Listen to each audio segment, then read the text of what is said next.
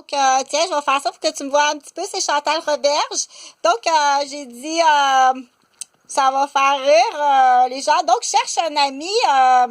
Il ressemble à Van Gogh. Je pense que je l'ai vu à Québec il y a 2 semaines.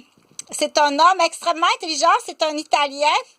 C'est un homme qui dépasse le quotient intellectuel là, de beaucoup. Par contre, il y a plusieurs années, il y a eu un accident de moto.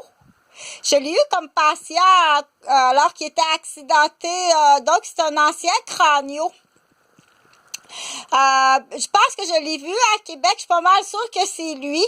Donc, mais sur le coup, j'ai dit, je me demandais s'il voulait comme peut-être faire une joke, ça venait me dire bonjour.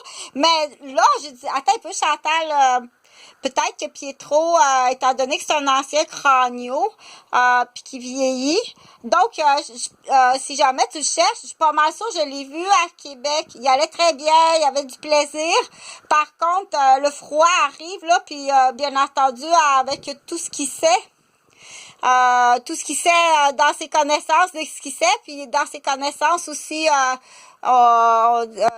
donc, il commence à faire froid.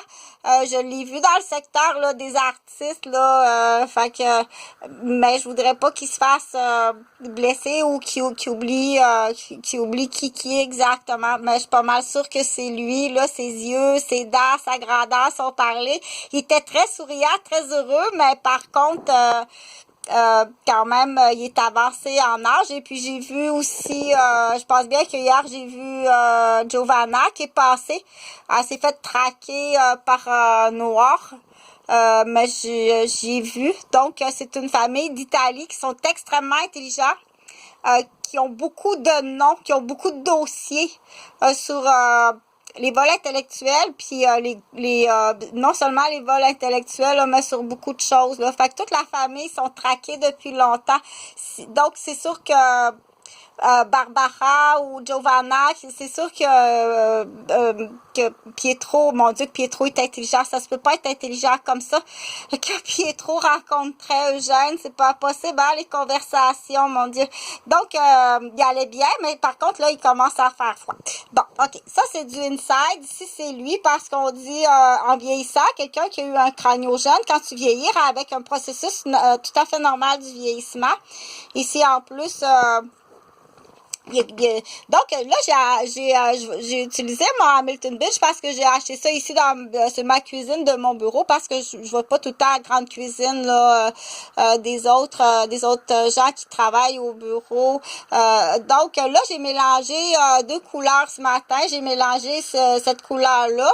J'ai dit tiens, je vais mettre ça là-dedans parce que j'ai une grande surface à faire. Donc j'ai mélangé celle-là. Puis j'ai mélangé celle-là, puis j'ai mis de l'huile. Mais là, c'est sûr, si tu fais ça sur le même comptoir que la nourriture, va pas te tromper, là. Puis je vais appliquer ça sur ça que j'avais trouvé, que j'ai coupé sur un divan de cuir qui était... donc, j'ai coupé ça. Puis là, je vais peinturer ma Suède. Ça va être beau de cette couleur-là. Puis je vais faire un montage là avec là-dessus. Là. Fait que quand il y a une grosse quantité comme ça, c'est sûr, va pas avec un petit pinceau.